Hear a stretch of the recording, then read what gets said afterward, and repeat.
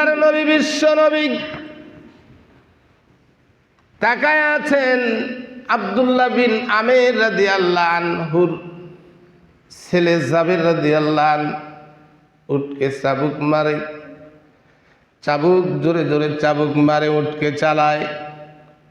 আল্লাহ রসুল ডাক দিলেন, জাবের এদিকে আসো। উটের পিঠ থেকে নেমে জাবের রসুলের কাছে আসলেন। আল্লাহর নবী বললেন, জাবের রে, উটের উপর সওয়ার হয়ে তুমি উটকে এত জোরে চাবুক মারো, দ্রুত গতিতে যাও, কারণটা কি? জাবের রাদিয়াল্লাহু আনহু বললেন, ইয়া রাসূলুল্লাহ, ইয়া হাবিবাল্লাহ, গতকালকে আমি নূতন বিবাহ করে আমার স্ত্রীকে নিয়ে আমার বাড়িতে এসে বাসর ঘরে ঢুকেছি। এমন সময় যুদ্ধের দামামার শব্দ কানে এসেছে। আমি আমার বাসর ঘরে আমার নূতন স্ত্রীকে রেখে আপনার সঙ্গে যুদ্ধের ময়দানে গিয়েছিলাম। এজন্য উটকে পিটাই তাড়াতাড়ি বাড়িতে যাওয়ার জন্য। আল্লাহর নবী বললেন, জাবের, তুমি কি বিবাহ করেছো? বলে, হ্যাঁ, বিবাহ করলাম। কেমন মেয়েকে বিবাহ করেছ? জাবের বললেন, হুজুর, বয়স্ক বিধবা মহিলাকে বিবাহ করেছি। আল্লাহ রসুল বললেন, জাবের রে, তোমার এত সুন্দর একটি চেহারা, এত সুন্দর, তুমি একটা যুবক। ঘটনাটি একটু মনোযোগ দিয়া শুনবেন। সাহাবাদের সম্পর্কে আল্লাহ রসুল বলেছেন, আমার সাহাবাদেরকে কেউ গালি দিও না। আমার সাহাবারা ওই রকম নিখুঁত। রাতের আধারে আকাশের দিকে তোমরা তাকায়া তারকা দেখো, এই তারকা যেমন নিখুঁত, আমার সাহাবাগুলো তার চেয়ে বেশি নিখুঁত। জোরে বলি সুবহানাল্লাহ। এক এক সাহাবার আমলের দিকে লক্ষ্য করবেন।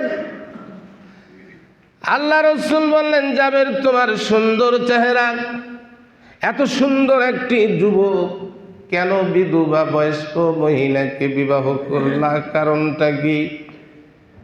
জাবের রাদিয়াল্লাহু আনহু বললেন, হুজুর, আপনি জানেন আমার আব্বা যুদ্ধের ময়দানে শহীদ হয়েছে। আব্দুল্লাহ বিন আমের, হুজুর গো, আমার আব্বা যে যুদ্ধে শহীদ হয়েছিল, সেই যুদ্ধের ময়দানে আমার আব্বা যখন বাড়ি থেকে রওনা হয়ে যায়, রাস্তায় দাঁড়াইয়া আমাকে ডাক দিয়েছিল। আমার আব্বা আমাকে ডাক দিয়ে বলছেন, জাবের রে, আমি যুদ্ধের ময়দানে যাচ্ছি, রওনা হয়ে গেছি। আমার মন বলছে আজকে যুদ্ধের ময়দান থেকে আমি জীবিত ফিরব না, আমি আজকে শহীদ হব। আমার অন্তর যেন বলছে আজকে যুদ্ধের ময়দানে আমি শহীদ হব। জাবের রে, এই বিদায় লগ্নে তোমাকে আমি একটি কথা বলে যাই। আমার 8টি মেয়ে, একটি সন্তান, সেই সন্তানটি হচ্ছে তুমি। জাবের,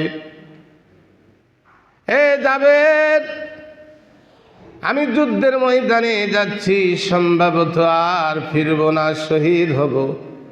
তোমার কাছে আমি তোমার পিতা হয়ে একটি ওসিয়ত করে যাই, তোমার দ্বারা কোনোদিন যেন তোমার 8টি বোন কষ্ট না পায়।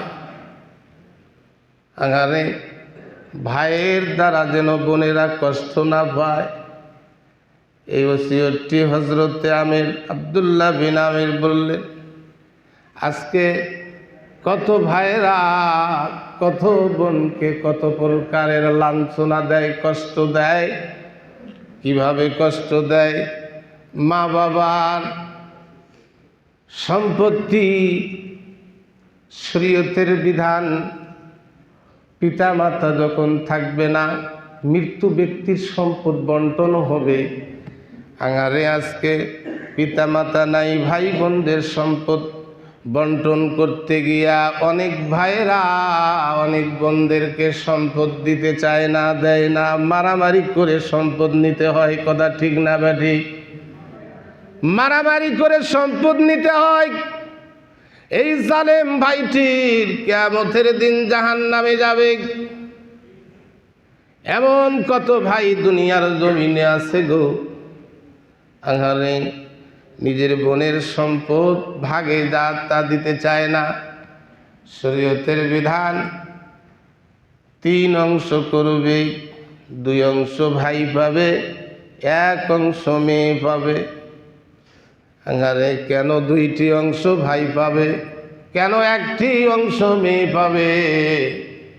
মেয়েকে 1 অংশ দিবে, 2 অংশ ভাইয়ের পক্ষে থাকবে।